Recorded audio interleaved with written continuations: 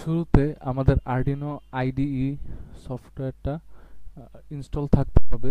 তারপর আমাদের ফাইলে গিয়ে প্রেফারেন্সে এই লিঙ্কটা অ্যাড করে নিতে হবে। আমরা আমাদের এখানে অ্যাড করা আছে। এই লিঙ্কের মাধ্যমে হলো এইচটিএম এর বোর্ডগুলো অ্যাভেলেবেল হবে। তারপর আমাদের এইচটিএম এর বোর্ডগুলো সিলেক্ট করতে হবে।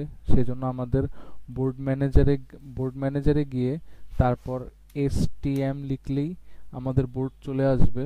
আমরা যেহেতু এখানে STM32 ব্যবহার করছি, সেহেতু আমাদের STM32 MCU বেস বোর্ড এটা ইনস্টল করে নিতে হবে। আমাদের এখানে ইনস্টল করা রয়েছে।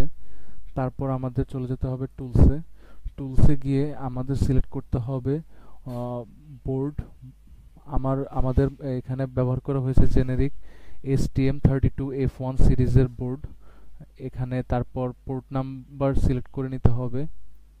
আর এখানে সিলেক্ট করে নিতে হবে STM32 cube programmer upload method.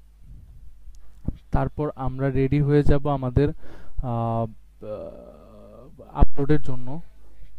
তখন আমরা আপলোড করে দিব। এখন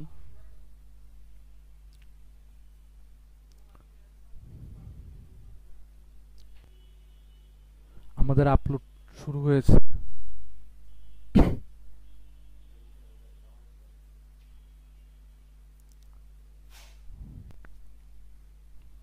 আমরা দেখতে পাচ্ছি আমাদের আপলোড কমপ্লিট হয়ে গিয়েছে।